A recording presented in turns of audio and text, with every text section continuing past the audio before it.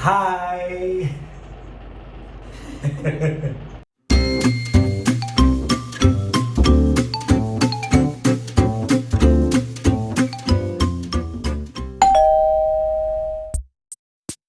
Jadi beberapa waktu yang lalu kan aku sempat buka question box di Instagram soal pertanyaan-pertanyaan seputar dating and relationship. Yes. Dating and relationship ya, jadi ini tidak menyangkut ke ranah pernikahan gitu. Oke.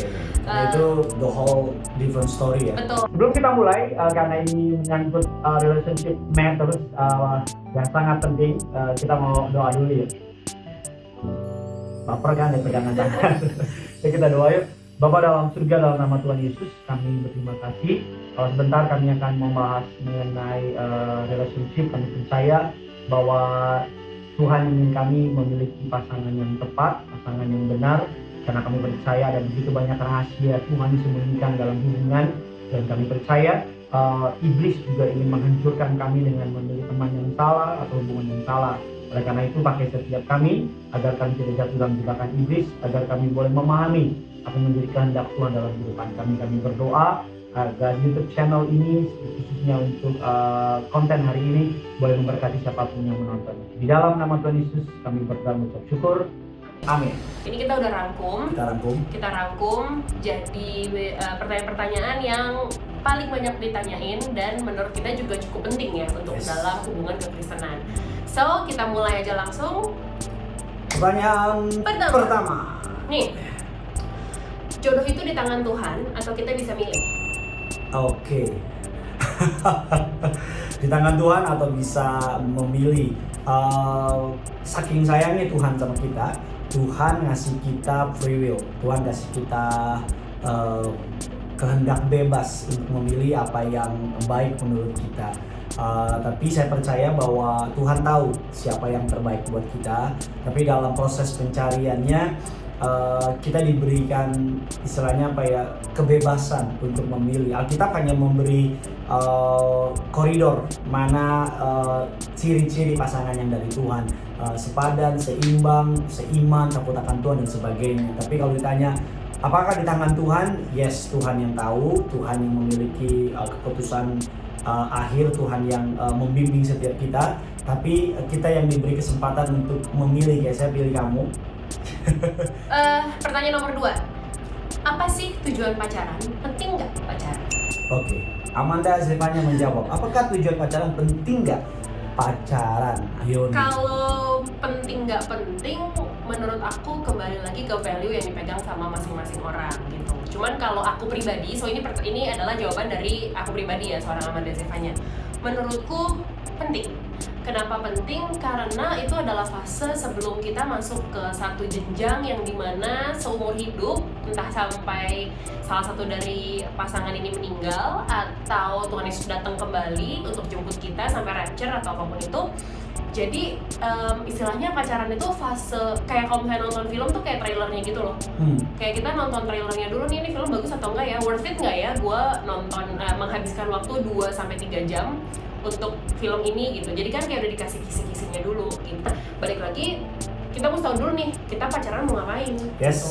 Apakah memang mau ke pernikahan atau cuma main-main doang? Kalau main-main doang buat apa gitu? Karena menurut saya juga terlalu banyak yang diresikoin untuk berpacaran gitu. Kayak misalnya waktu, energi, pikiran, money, itu juga finansial juga gitu, banyak yang dikorbanin. Kalau cuma mau main-main doang, mendingan gak usah. Tapi kalau kita udah tahu banget nih, oh saya memang mau menikah, nah menurut aku pacaran itu adalah fase dimana kita bisa mengenal dia dan karakternya dan juga keluarganya dengan lebih baik. Bisa dibilang bukan pacaran tapi kayak perkenalan, saling mengenal. Saling mengenal tapi dengan komitmen. Ya, dengan komitmen. Mantap. Kita lanjut nih. Nih anak-anak muda banyak nih.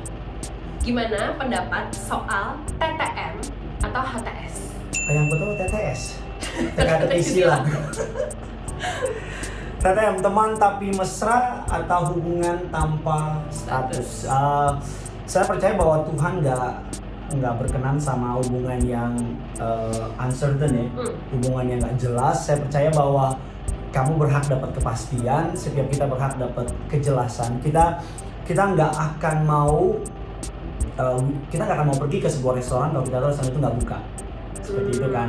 Jadi kita juga nggak akan melewati jalan yang buntu kalau kita tahu itu jalan akan buntu gitu. Jadi artinya teman tapi mesra saya nggak setuju. Jadi kalau pertanyaannya boleh apa enggak, menurut saya itu bukan anak Tuhan ya, bukan orang percaya nggak should do that. Harusnya kalau lu suka lu bilang, kayak tadi my wife bilang ada komitmen gitu. Jadi bukan yang banyak gitu, ada 10-nya dijalanin gitu. Karena itu pasti akan menyakiti seseorang. Jadi bagi saya teman tapi mesra itu hanya jargon dunia, tapi menurut saya harusnya kalau teman ya teman, dan kalau mau lanjut ke dalam hubungan yang lebih lanjut lagi harus ada yang namanya komitmen, kepercayaan satu dengan yang lain. Pernah nggak tuh? Kita lewatkan saja. Kembali lanjut pertanyaan berikutnya, ini banyak banget jadi kita nggak sempat menjawab ya, mohon maaf ya. Pertanyaan berikutnya nih Beb, ini juga salah satu pertanyaan yang banyak banget yang nanyain. Aku nganggapnya sih ini pertanyaan ini muncul karena lagi pandemi. Banyak banget muncul. Aku nggak tahu apakah ini karena lagi pandemi, apa emang banyak yang ngejalanin. Tapi ditanya bagaimana menyikapi LDR atau long distance relationship, dan pernah LDR atau enggak? Ini kan tidak boleh ya. Pernah. Aku hostnya. Oke, LDR is not easy ya, karena long distance relationship, Hubungan jarak jauh ya kan. Menyikapinya pasti harus trust ya, komitmen, harus saling mempercayai, itu yang pasti. Dan kedua, kalau saya boleh suggest, itu yang berat gitu. Tapi menyikapinya harus dengan kejujuran, dengan kesetiaan, dengan loyalty, dan ya kadang-kadang LDR bisa menunjukkan apakah itu cinta yang benar atau hanya sekedar by accident, atau cuma karena sekedar ya itulah gitu. Kalau pernah apa enggak, pernah LDR dan for me is not working aja ya. Tapi kamu setuju mau LDR atau enggak? Kalau keduanya komitmen mau menjalankan dengan segala resikonya, misalkan perbedaan jarak dan waktu, apalagi kalau misalnya kayak Jakarta New York gitu kan, bedanya bisa 12 sampai 14 jam. Ya kalau misalnya komitmen mau tetap ngejalanin ya monggo silakan, walaupun pasti not easy sih gitu. Jakarta Klaten, Jakarta Siantar. Mungkin buat beberapa orang itu tadi aku ngelawak loh. perlu ketawa nggak? Ya, oke lanjut oke. Nah, mungkin buat beberapa orang yang love language-nya misalnya love language-nya bukan physical touch gitu, mungkin mereka bisa aja nggak ketemu langsung, tapi pasti kan berat ya untuk menjalanin beda waktu. Terus kita juga nggak tahu lingkungannya seperti apa, teman-temannya seperti apa, itu nggak di depan mata kita gitu. Jadi kalau misalkan memang komitmen mau menjalankannya, kalau memang worth it hubungannya untuk diperjuangkan, fight for it. Tapi kalau misalnya kayak nggak worth it juga sih orangnya, jadi ngapain buang-buang waktu, buang-buang pulsa ya kan? Buat orang yang nggak worth it juga. Untuk orang yang insecure juga nggak cocok banget sih. Orang yang dewasa kayaknya untuk LDR itu. Betul. Berikutnya.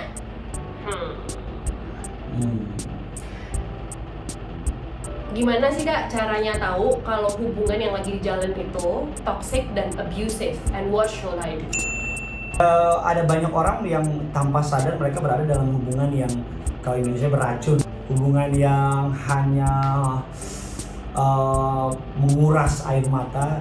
Saya mau bilang bahwa hidup kamu, your life is not drama. Karena saya percaya bahwa yang dari Tuhan will make you happy. Betul ada struggle, betul ada tantangan, betul ada air mata juga. Tapi yang dari Tuhan akan bring a peace dalam hati, pikiran, dan akan elevate you, akan nambahin, akan meningkat, akan bikin kamu jadi lebih baik. So kalau gimana cara tahu ini toxic atau abuse? Sederhana, ketika kamu sebelum sama dia dan sesudah sama dia, lihat, cek lagi dulu gimana gitu. Kalau kamu jadi pribadi yang jauh lebih baik, itu bukan toxic. Kalau kamu jadi pribadi yang parah deh pokoknya deh, tukang bohongin orang tua, studi hancur, pelayanan ditinggal, hubungan sama sahabat berantakan, jatuh ke dalam dosa dan sebagainya, nggak butuh untuk panjang-panjang lebar, itu pasti toxic dan abuse. Dan kadang-kadang hubungan yang abuse itu hubungan yang serba menuntut, kayak kamu kurang ini, kamu kurang ini, kamu kurang ini, sedangkan Tuhan aja bilang you are beautiful, kamu berharga di mataku. So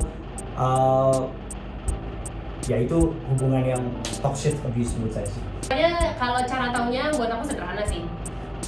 Ketika dalam hubungan itu banyakan nangisnya aja. Banyakan nangisnya daripada senangnya. Banyakan ngumpetin sesuatunya. Terus banyakan, ya ngumpetin sesuatu tuh macam-macam ya, bisa ngumpetin sesuatu dari si pasangan gitu, atau misalkan ngumpetin sesuatu dari orang tua atau dari teman-teman gitu karena takut ketahuan menjalin hubungan yang salah dan lain-lain. Ketika udah ngumpet-ngumpetin, terus juga udah banyakan nangisnya, terus sebenarnya gini, orang-orang di sekitar kita tuh bisa lihat sebenarnya, karena kan kita dalam hubungan kan, kita tuh insider gitu, kita tuh jadi pandangan kita tuh terbatas. Meanwhile orang-orang yang ada di luar kita, kayak misalnya sahabat kita atau mungkin kakak adik kita atau orang tua kita, bisa melihat hubungan itu dengan lebih objektif, dengan lebih clear vision gitu, karena mereka dari luar yang ngelihat ke rumah ini nih gitu. Jadi pendapat dari teman-teman sekitar dan gimana teman-teman sekitar ngelihat kita dengan si orang ini, dengan pasangannya juga kadang-kadang matters gitu. Misalnya kayak sahabat kamu udah ngomong, lo yakin sama dia? Kok gue lihat dia kayaknya gini ya. Itu tuh juga udah bisa jadi yellow sign gitu, dalam lampu kuning juga buat kalian yang kalian mesti cek kembali ke dalam hubungannya. And what should you do once you realize that it is a toxic and abusive relationship? Leave, pergi, tinggalin. Karena simple loh, kan toxic itu kan asalnya kan toksin ya. Toksin itu kan racun. Nah, once kamu udah tahu yang kamu minum itu racun, ya masa iya nggak kamu buang sih gitu loh. Next question. Gimana harus bersikap kalau lagi berantem sama pasangan? Yang pasti identify dulu berantemnya kenapa. Kalau kamu salah ya minta maaf. Kalau kamu ketahuan ya bertobat. Kalau cuman masalah hal sepele misalnya kayak kok kamu nggak inget hari anniversary kita, cailah bambang, atau kok kamu nggak ngucapin miss you dan sebagainya, ya udah gitu. Ya pokoknya kalau lagi berantem ya buru-buru perbaikin, buru-buru berdamai. Dan sebenarnya ini males juga pertanyaan gitu. Kayak kalau lagi berantem gimana ya, kalau udah menikah ya jangan sampai mata terbenam, kalau belum menikah ya juga jangan sampai mata terbenam. Dan intinya gini, masih banyak hal yang perlu kita pikirin dalam hidup ini daripada stay dalam anger feeling, dalam insecure dan segala macam. So buru-buru beresin dan ya udah stop drama. Tapi kalau misalnya kamu tahu kamu salah dan hubungannya worth it untuk diperjuangkan, jangan sungkan untuk minta maaf. Dan kalau berulang-ulang ribut yang sama terus dan nggak ada perubahan dari your spouse pasti nggak cocok ya? Your partner, your friend atau pacar kamu itu nggak berubah. Misalnya dia bohong dan terus bohong, it's time for leave. It's time for cut off the relationship, not cut off the your feeling, tapi udahin aja. Karena kalau dia nggak bertumbuh dan dia nggak belajar dari kesalahannya, jangan berharap dalam pernikahan dia akan bertumbuh dan belajar. Karena ketika trial aja, pacaran itu kayak try out, kayak tahu tentang dia siapa dalam secara garis besar. Lanjut. Ini juga pertanyaan yang dan ini pertanyaan yang aku nggak tahu kenapa setiap kali kayak kita buka Q&A atau misalnya live Instagram atau apapun itu selalu ditanyain lagi gitu. Yang akhirnya kita tahu bahwa ini pasti satu masalah yang belum selesai, yang ada di society, society. Apa pendapat soal pacaran beda keyakinan? Beda keyakinan. Kamu yakin dia nggak yakin? Beda keyakinan. Kenapa? Aku yakin aku ganteng, kamu nggak yakin aku ganteng. Ya. Beda keyakinan, beda iman, beda agama, ya whatever you name it. Ya, tadi saya udah bilang kan, kalau kalian lihat ada jalan buntu, kan pasti akan putar balik, iya kan? Jangan berharap minta mukjizat dari Tuhan ketika Tuhan kasih tahu itu buntu. Kan nggak mungkin kalian masuk ke sebuah jalan gang terus buntu, pokoknya nanti percaya laut merah Tuhan belah, kita lewat jalan buntu akan terbuka. Itu kan you are yang bodoh gitu. Karena Tuhan kasih kita hikmat dan akal budi. So kalau kita tahu, I know ada beberapa orang yang berhasil, tapi kamu tanya sama mereka, orang-orang yang berhasil dalam hubungan beda agama, harganya nggak murah. Mereka bayar dengan harga yang mahal dan sampai saat ini mereka terus membayar, entah untuk anak mereka, entah untuk cara mereka mengekspresikan keyakinan mereka, dan entah, bayangin gak sih kalau malam ada masalah, satu dengan cara kepercayaan A, satu dengan kepercayaan B, atau ketika hari raya yang satu ngucapin selamat ya, tapi dia nggak merayakan. Tapi kan perbedaan itu indah, Kak. Iya, itu untuk NKRI, ya kan, Bhinneka Tunggal Ika. Tapi kalau untuk hubungan yang, karena salah satu hubungan yang paling personal adalah suami istri, hubungan pasangan personal. Yang kedua adalah anak dan orang tua. Itu hubungan yang personal, hubungan yang harusnya nggak ada batas, harusnya nggak ada apa istilahnya tuh, batasan. Dan saya percaya bahwa satu gereja aja, satu keyakinan aja masih berantem, masih banyak perbedaan. So jangan tambahin beban kamu dengan harus mikirin nanti anak kita apa kepercayaannya, terus di rumah harus pasang apa ya gambarnya atau samping-sampingan. Itu lucu banget sih, tapi ketika lu ngejalanin itu akan menjadi hal yang sangat berat dan gak mudah. So lagi-lagi saya selalu bilang, mendingan udahin aja gitu. Tapi Masih nih, banyak ikan-ikan yang lain. Nih ada pertanyaan berkembang ya biasanya kalau dari sini. Tapi Kak, pasangan aku mau kok diajak ke gereja. Saya selalu percaya jangan pernah menjalin hubungan dengan seseorang karena orang itu demi kamu mau meninggalkan Tuhannya, seperti itu. Jadi kalau Tuhannya aja dia tinggalin demi kamu, ya kan Tuhan lebih penting daripada kita kan. Jadi saya selalu bilang biarin mereka kenal dulu sama Tuhan. Kalau aku sih ya, kalau aku tuh dari dulu sebelum menikah tuh punya mimpi suami aku tuh bisa lead aku dan anak-anak aku untuk berdoa gitu. Terus kayak misalnya sebelum tidur, aku tuh selalu punya gambaran suami aku tuh kayak bacain Alkitab atau bacain kayak Bible story, kayak misalnya cerita tentang Daud, cerita tentang Yunus, tentang Nuh gitu ke anak-anak aku. Dan sementara kalau misalkan beda keyakinan kan akhirnya beban tanggung jawab itu hanya ada di aku gitu. Dan aku juga, kalau aku pribadi aku nggak mau anak aku tuh tidak bisa beribadah bersama-sama dengan aku dan berdoa bersama-sama dengan aku. Yes. Kak, pacaran dalam kekristenan tuh harus kayak apa sih? Harus seperti apa? Mungkin kayak guideline-nya. Ya pasti katanya Alkitab, firman Tuhan. Pacaran dalam kekristenan adalah Alkitab nggak pernah menyebut pacaran. Alkitab nggak pernah menyebut pacaran. Maka Maria berpacaran dengan Yusuf. Enggak. Maka Maria, maka Yusuf dating dengan, maka Yusuf bertanya kepada Maria, maka engkau menjadi pacarku, dan di Facebook mereka masing-masing tulisan Indonesia. Enggak lah. Alkitab cuma menyebut bahwa hanya memberi dasar. Dan saya nggak bahas soal seiman, sepadan, segambar segala macam, itu pasti, itu dasar yang nggak bisa dikurang-kurangin, nggak bisa ditawar-tawar, itu udah pasti.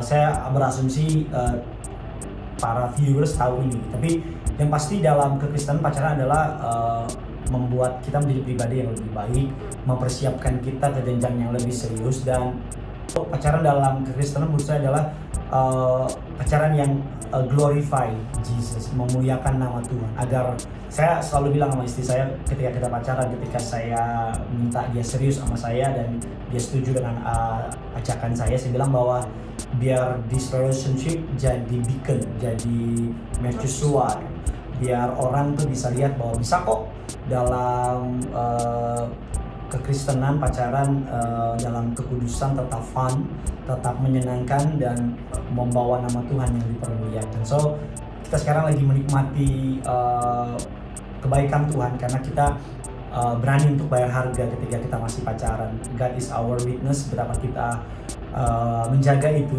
Jadi kalau kesimpulannya, pacaran Kristen adalah pacaran yang preparing you, mempersiapkan kamu untuk dalam pernikahan. Dan pacaran Kristen adalah pacaran yang mempermuliakan nama Tuhan. Kalau gitu nih sekarang pertanyaannya nyambung ke yang tadi kamu juga sempat singgung nih.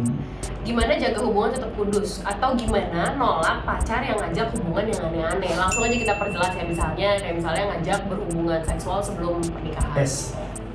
Dalam Atau misalnya kayak ngajak clubbing lah, apa. ngajak kayak nggak jelas, misalnya ngajak bangun candi semalam ya kan. Orang Jawa ngerang kali ya.